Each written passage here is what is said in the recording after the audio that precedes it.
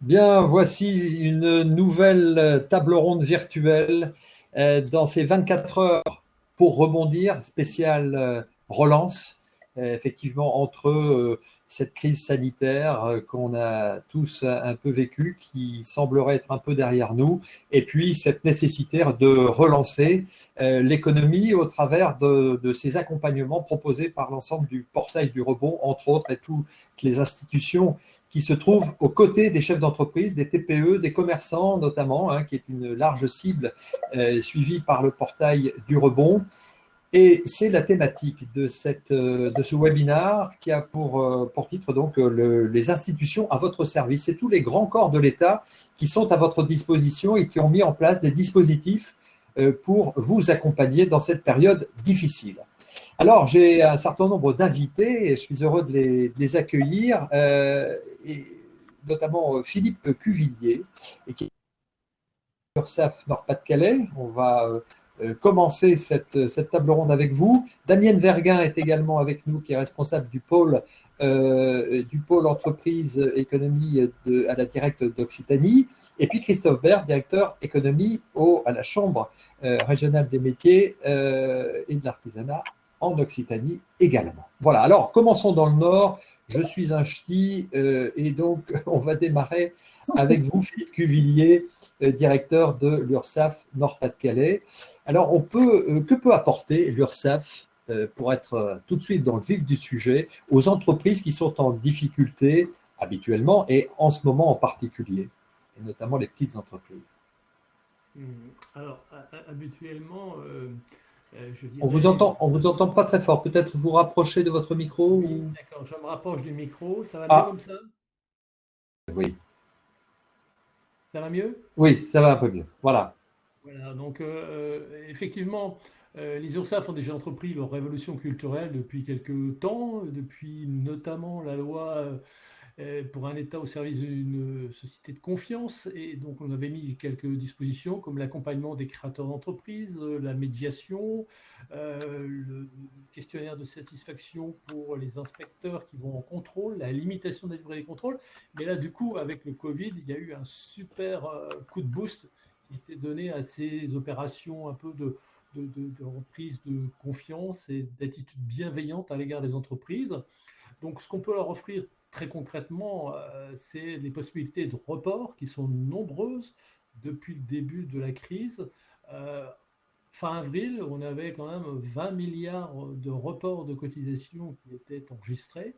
Ça n'est pas rien, parce qu'il faut bien savoir. Donc ça, je vous coupe, par rapport à habituellement, on a déjà des possibilités dans des cas particuliers de reporter des charges, Non, mais non, c'est pas possible. non. Ce qu'on appelle un report aujourd'hui il n'existait pas il y a encore quelques mois. C'était des demandes qui étaient faites par les entreprises de délais. Alors nous demandaient des délais, mais ils ne nous demandaient jamais des reports très concrètement, puisque les reports sont, pour les travailleurs indépendants, sont automatiques. Pour les entreprises, il y avait une demande à faire, mais elle était acceptée systématiquement. Et donc le report, c'est-à-dire qu'on en renvoie les cotisations à 3 mois plus tard. Habituellement, ce n'était pas ça. Habituellement, c'était de dire, bon, les cotisations qui sont dues, vous avez des difficultés, on vous propose un moratoire, un échéancement, si vous préférez, Des étalements, oui, un oui. échéancier pour solder votre dette. Voilà. Aujourd'hui, ce sont des reports et ils sont massifs, ils sont nombreux. Et puis, on leur propose aussi également des aides, puisque ça, c'est complètement nouveau. L'URSSAF, habituellement, elle est là plutôt pour collecter l'argent, parce qu'on en a besoin pour les hôpitaux, on en a besoin pour les retraites, donc on collecte l'argent. Mais aujourd'hui, maintenant, on verse aussi des aides. On a versé près d'1 million d'euros, 1 milliard d'euros d'aide à 1 million d'artisans commerçants au travers de l'aide de la retraite complémentaire, parce que c'est une partie de leur retraite complémentaire qui a été ponctionnée pour être reversée. C'est une aide de... Alors c'est l'ancien RSI, c'est ça? Ou Pardon? c'est l'ancien RSI C'est qui a l'ancien permis... RSI, effectivement. C'est l'ancien RSI qui avait des réserves qui étaient constituées pour la retraite complémentaire des artisans commerçants. Et on a prélevé 1 milliard sur ces réserves pour être redistribué tout de suite pour faire face évidemment à la situation. Et puis il y a aussi, Alors oui, c'est un bon nombre d'entreprises qui ont bénéficié du coup de cette oui, aide. oui, c'est 1 million d'artisans commerçants en France dont 300 000 auto-entrepreneurs qui en ont bénéficié. Alors, le montant moyen, c'est 810 euros de mémoire, mais ça pouvait aller jusqu'à 1250 euros. D'accord. Alors, de manière générale, il faut faire passer le message quand même que ces corps de l'État, et vous en faites partie à l'URSSAF, le dialogue, le mail, les interlocuteurs sont connus, identifiés, ils ont un nom, et il faut évidemment pas hésiter à vous contacter. Bien sûr, bien sûr. Pendant toute la période de confinement, nous avons été, s'agissant de l'URSSAF Nord-Pas-de-Calais, en totalité télétravail et nos plateaux téléphoniques ont su répondre à 9 appels sur 10 pendant toute la période. Alors, donc on parle de ce service, de cette bienveillance aussi, on en parlait dans la table ronde précédente. J'imagine que, comme pour, notamment par rapport à ces entreprises en difficulté, l'anticipation est aussi un élément à prendre en compte pour les entrepreneurs, de pouvoir, dès qu'il y a des signaux faibles comme ça, de pouvoir voilà, tout de suite aller vous voir et pour pouvoir des bonnes décisions avec vous. Absolument. Pour ça, c'est ce qui est vraiment important, c'est le travail partenarial qui est mené, puisqu'on partage un certain nombre de données. Vous parliez de signaux faibles. Effectivement, il faut être à l'affût de ces signaux qui peuvent être évidents chez les uns, mais pas chez les autres, que ce soit le fisc, que ce soit chez nous, que ce soit au tribunal de commerce, que ce soit euh, aussi à la directe ou dans les chambres de commerce. Et on partage, on essaie de partager dans la discrétion la plus totale, parce que évidemment c'est des sujets sensibles, on essaie de partager un certain nombre d'informations pour intervenir auprès des entreprises et pouvoir les accompagner très en amont. Parce qu'il faut vraiment arriver très tôt, quand bien même le chef d'entreprise, lui, est plutôt discret sur ses difficultés, on peut bien le comprendre, mais il faut essayer de l'accompagner au mieux. Et effectivement, l'anticipation joue vraiment à plein. Alors, comment se passe justement le signal d'alarme? Il vient essentiellement du chef d'entreprise, ou est-ce que ça peut être une initiative que vous prenez au regard de certains éléments qui peuvent être en votre possession? Alors, il y a plusieurs possibilités, effectivement. Je vous ai cité les partenaires qui peuvent être une source d'information qu'on partage régulièrement dans des réunions communes, des réunions qui s'appellent des co-défis ou alors des CCSF, Commission des chefs de services financiers, qui se réunissent très régulièrement et on partage des informations à ce titre-là. Et aussi nos modèles informatiques qui peuvent mouliner, je vais dire les choses comme ça, qui peuvent être moulinés pour extraire des éléments à partir de la data que nous avons, des éléments qui nous alertent avec des signaux. Alors, je ne vais pas révéler lesquels, mais qui nous permettent d'avoir des informations sur l'état de santé de l'entreprise ou un signalement de fragilité potentielle.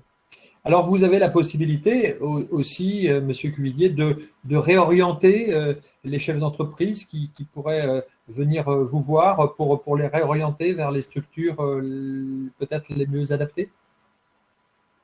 Oui, c'est une des grosses difficultés, un gros défi, c'est d'avoir la capacité à orienter les entreprises vers le bon interlocuteur. Il y a une multiplicité d'aides.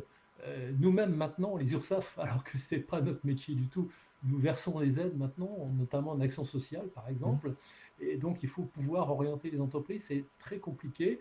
On a mis en place avec une start-up d'État une plateforme qui permet d'orienter, mais c'est vrai que c'est un vrai défi. Il y a aujourd'hui, par exemple, pour un créateur d'entreprise, à peu près 70 dispositifs dans leur Pas-de-Calais qui peuvent les accompagner, les aider, y compris financièrement. Et donc, c'est très difficile de s'y retrouver dans cette De jungle. s'y retrouver, oui, oui. On parlait de la lisibilité des textes avec le président Lelièvre dans le webinaire précédent, mais effectivement, là aussi, de savoir à quelle porte frapper ou quelle aide solliciter, c'est évidemment compliqué. Et une dernière question sur notamment par rapport à ces petites entreprises, vous avez bien sûr aussi à les regarder de manière et à les accompagner, à les écouter comme des entreprises plus importantes. Alors, évidemment, on fait la distinction entre les très grands comptes, des comptes de taille mondiale qui nous versent des cotisations par millions d'euros, et puis des entreprises, travailleurs indépendants, artisans commerçants, plus modestes, plus fragiles aussi, et puis peut-être aussi des particuliers employeurs qui font partie aussi de nos cotisants. On a vraiment une palette très très vaste, très grande de types d'entreprises ou de cotisants, comme on les appelle chez nous, et on accompagne avec des outils, avec surtout des services en ligne, ces différentes catégories de cotisants, et tout particulièrement les plus petits. On met en place des dispositifs d'accompagnement, alors pas seulement sur Internet, mais aussi avec des moyens de contact très physiques. Et pour l'instant, évidemment, Ouais. ils sont un peu mis dans le sommeil. C'est plus compliqué. Alors, merci beaucoup. Justement, là, j'en viens à ce qui peut être mis en place, les nouvelles idées, les adaptations de certains services. Et Damienne Verguin, vous êtes responsable du pôle économie, entreprise et emploi à la Directe en région Occitanie. On part du nord, on arrive dans votre région du sud. Et votre pôle a mis en place un dispositif tout récemment suite à cette crise de la Covid pour accompagner et aider les entrepreneurs de votre région. Et vous êtes parti, vous, d'un questionnement particulier. Quel est-il, justement? Alors, bonjour et merci de cette tribune.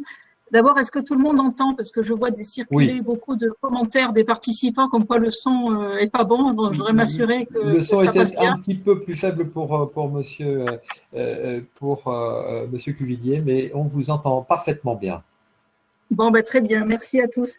D'abord, je suis admirative du défi que vous avez lancé et que vous tenez parfaitement, de tenir ces 24 heures du rebond là aujourd'hui. Je trouve ça fantastique. Et ce matin, Monsieur Asselin a évoqué quelque chose qui est, nous mettons là en place en Occitanie, qui est le fait qu'on s'occupe, il y a beaucoup de dispositifs qui sont tournés vers les entreprises, les personnes morales que sont les entreprises, vers les salariés, mais c'est important aussi de s'intéresser au chef d'entreprise, à l'entrepreneur personne humaine.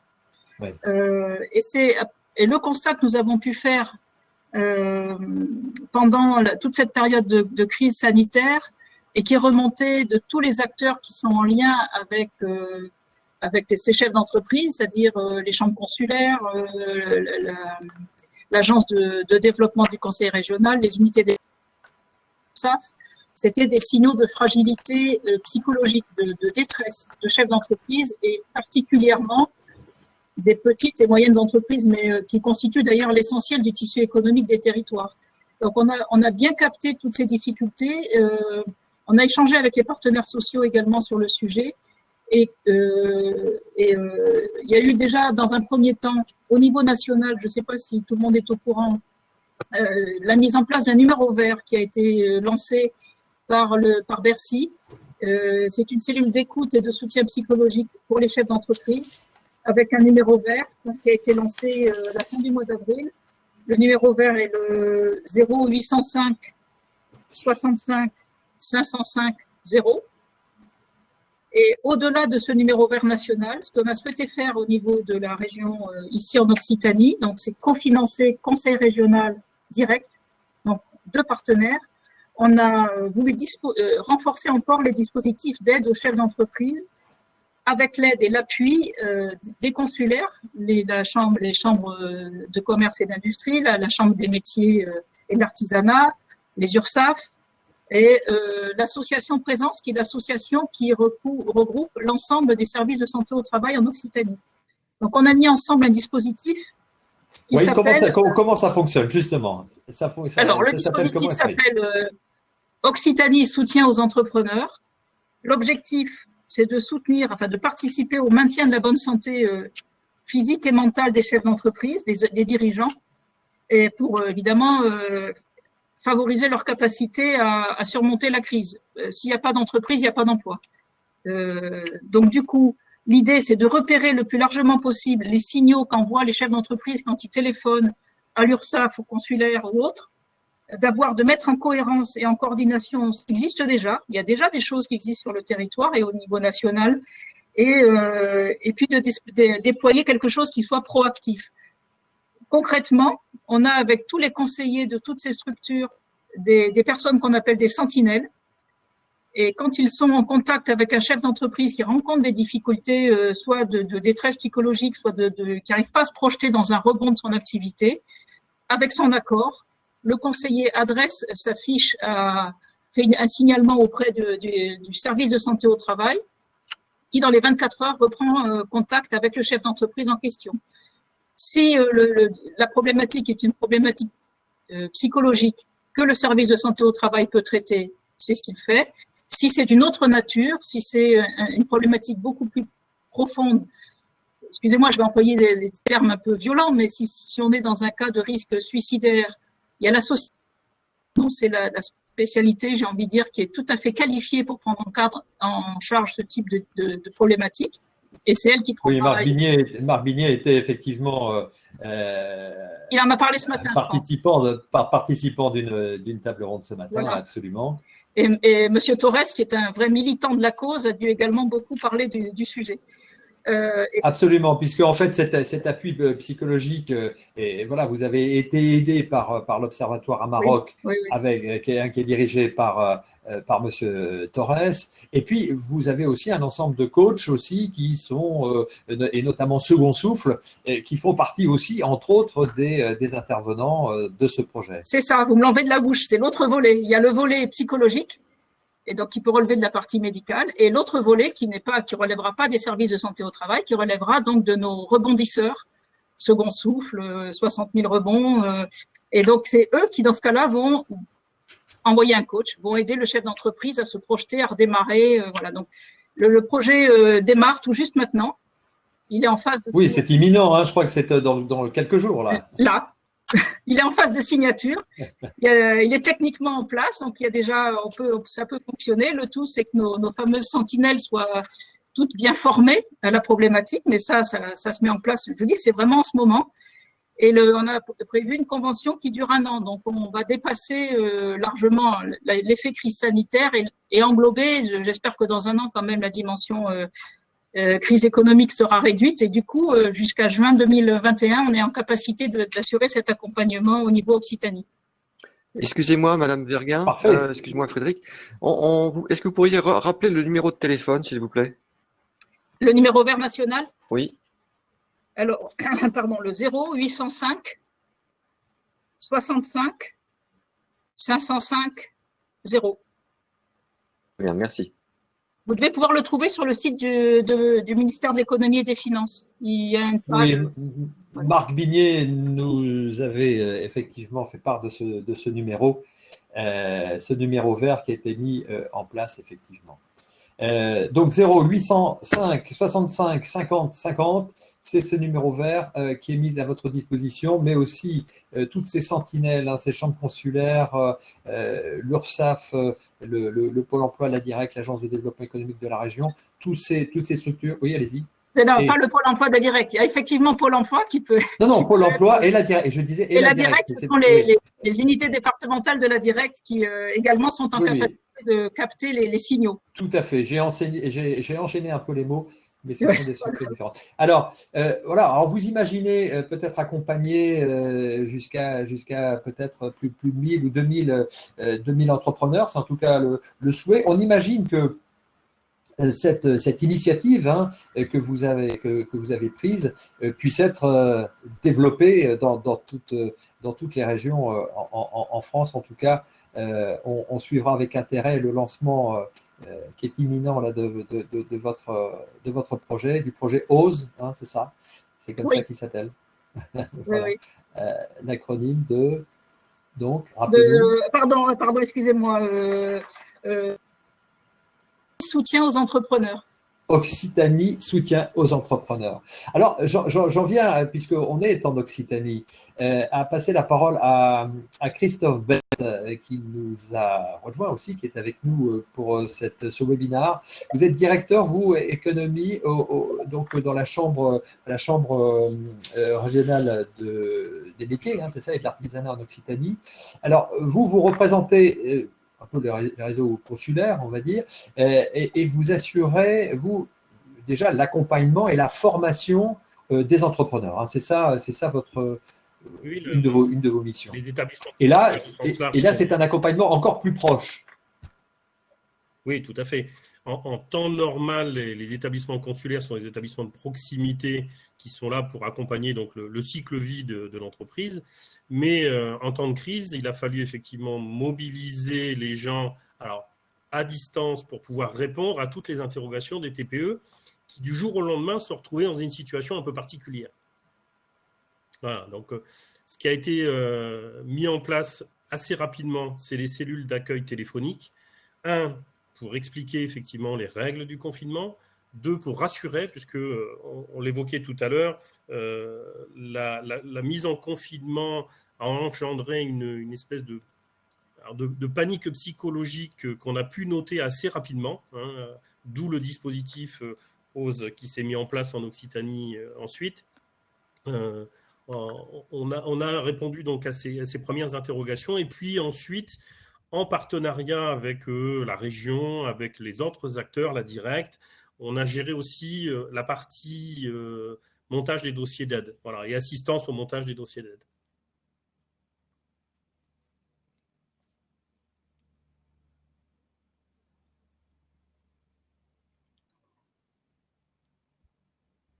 Décalage entre votre image et le son. Vous m'entendez là? Voilà, parfaitement. Donc, vous donnez notamment aussi un certain nombre d'informations sur les réglementations, sur les aides possibles, hein, c'est ça que vous avez aussi voilà, mis en place pour répondre rapidement aux demandes des entrepreneurs et des petites structures que vous avez eu régulièrement. Il nous a quittés peut-être. C'est ça, à titre d'exemple. Vous nous entendez? Voilà. Oui, je vous entends, il n'y a pas de souci. À titre d'exemple, effectivement, sur l'Occitanie, on a dû gérer… hop, il y a une coupure. Voilà. Allez-y, on vous entend. On a géré pas loin de 500 000 mails et même plus de 500 000 mails et plus de 120 000 appels téléphoniques à gérer entre le 16 mai et le 16 mars plutôt et le 15 mai de ce mois, quoi. Alors, pour être un tout petit peu moins positif, j'allais dire, vous pensez quand même naturellement, enfin dans toutes vos structures, à cette sortie de crise, et vous nous dites qu'on a quelque part un peu franchi voilà, une étape, mais il y aura des effets à retardement. Et qu'on a évité quelque part le plus dramatique grâce aux aides, mais dans les mois qui viennent, ça risque d'être un tout petit peu plus compliqué. Pourquoi?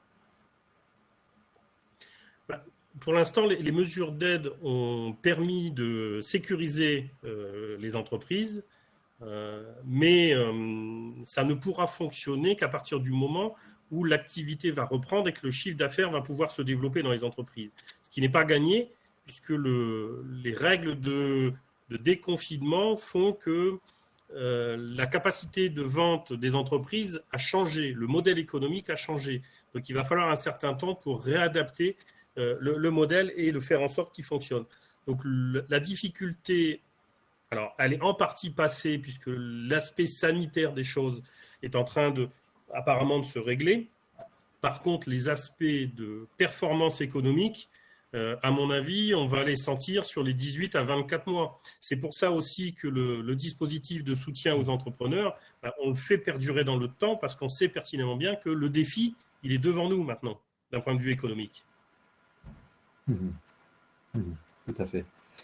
Alors, on arrive déjà quasiment au temps qui nous est imparti pour présenter vos structures. J'aimerais quand même préciser qu'au-delà de l'URSSAF, des chambres consulaires, etc., un bon nombre de structures, hein, la direction des finances publiques, les impôts, les CCI et les régions aussi sont malheureusement par manque de temps ne peuvent pas être présents aujourd'hui sur cette table ronde, mais bien sûr tous ces services sont à votre disposition, chef d'entreprise qui nous écoutez, et tous ces dispositifs, en fait, toutes ces structures, pardon, ces corps de l'État se sont développés aussi face à cette crise pour vous apporter le meilleur service possible. Alors, je me tourne vers William parce qu'on voilà, on est à 25 minutes de ce webinaire pour essayer de glaner quelques questions des personnes qui nous écoutent. Oui. Alors, y a-t-il des aides pour les créateurs d'entreprises? J'ai créé la mienne en février et n'ai commencé qu'une semaine avant le confinement. C'est très dur de redémarrer avec des charges payées pendant le confinement. Je suis dans le rouge. Qu'est-ce qu'il peut faire? Alors, qu'est-ce qu'il peut faire? Damien, est-ce que vous pourriez apporter un petit élément de réponse à l'internaute qui vient de... Les chefs d'entreprise, donc toutes les entreprises qui existent ont accès aujourd'hui à toute la palette des dispositifs d'aide aux entreprises qui ont été mis en place à l'occasion de la crise. Donc, je ne vais pas faire la liste ici, mais il y a le fonds de solidarité. Bon, je ne sais pas si cette personne peut avoir accès aux prêts garantis par l'État, mais en tout cas, le fonds de solidarité. Il a démarré juste avant, mais il y a quand même une possibilité. Ah non, bon, je ne vois pas accès au fonds de solidarité, bon, d'accord. Il y a à la fois le Conseil régional Occitanie qui a mis en place des dispositifs spécifiques qui viennent compléter ce qui n'est pas pris en charge par l'État. Mais il y a, à mon sens, un certain nombre de choses auxquelles il peut avoir accès en s'adressant à la boîte institutionnelle OC Continuité de la Directe. Il y a toute la liste des aides existantes, ainsi que sur le portail du Conseil régional, le hub. C'est sur la page du Conseil régional, on a toute la liste des aides aux entreprises. Alors, dans le détail, je ne saurais pas dire, mais je veux bien prendre la question. Il peut m'écrire à la directe et je traiterai. S'il est en Occitanie. C'est parfait. Oui, s'il est en Occitanie, je ne saurais pas faire. Il est en Seine-et-Marne, malheureusement. Ah, pas de chance. Mais Monsieur Cuvillier nous disait qu'effectivement 70 aides étaient, enfin 70 structures étaient aussi impossibles pour aider. Et c'est vrai qu'il y a également des structures, je pense bien sûr comment dirais-je, à la région, hein, de pouvoir avoir des informations là-dessus, des structures aussi comme le réseau Entreprendre, un certain nombre de structures accompagnent les chefs d'entreprise dans leur création ou reprise d'entreprise. Les finances publiques aussi, il y a des dispositifs de report, voire d'annulation de charges fiscales.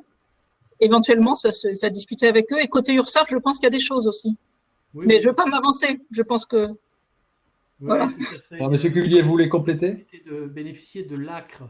L'ACRE, c'est l'aide aux créateurs d'entreprises qui permet d'être exonéré, mais de façon dégressive. Parce qu'il arrive un moment où il faut quand même bien payer la totalité des cotisations. Mais en tout cas, dans les premières années, il y a à peu près 75% des cotisations qui sont exonérées. Donc, il suffit d'en faire la demande. C'est même automatique dès lors qu'on fait sa déclaration de création d'entreprise sur le centre de formalité des entreprises. Donc, il y a une possibilité d'exonération partielle des cotisations patronales. Alors, William, oui. Une autre question. Alors, le 4 mai dernier, Gérald Darmanin a annoncé une exonération de charges pour mars, avril et mai. Qu'en est-il? C'est la question à laquelle je m'attendais. Oui, voilà. Mais alors, il y a des choses qui sont dans les tuyaux, mais ce n'est pas encore complètement défini, si j'ai bien compris. Effectivement. Il y aura bien, puisqu'il y a eu des reports de cotisations, à un moment donné, il faut bien payer les cotisations. Sauf que dans certains secteurs qui sont encore extrêmement fragiles ou qui sont encore fermés, hein, le spectacle, le tourisme, les restaurants, ça va encore être compliqué pour eux de payer les cotisations quand bien même ils ont bénéficié de reports. Donc il est prévu des exonérations de charges patronales, mais tout cela doit faire l'objet d'une loi. Et une loi, comme le chacun sait, ça doit passer par le Parlement. Il y aura évidemment probablement des amendements, et donc probablement que cette loi ne pourra pas voir le jour avant la fin juin, au mieux, voire début juillet, et auquel cas, donc, on en saura plus à ce moment-là. Mais le principe est acquis. Certes, ces exonérations seront ciblées selon les secteurs, mais je n'en connais pas aujourd'hui les modalités précises. D'accord, donc on sera à l'écoute de toutes ces nouvelles mesures qui seront annoncé, peut-être, vous nous le disiez, dans le courant du mois de juin ou tout début juillet. Une autre question encore, William?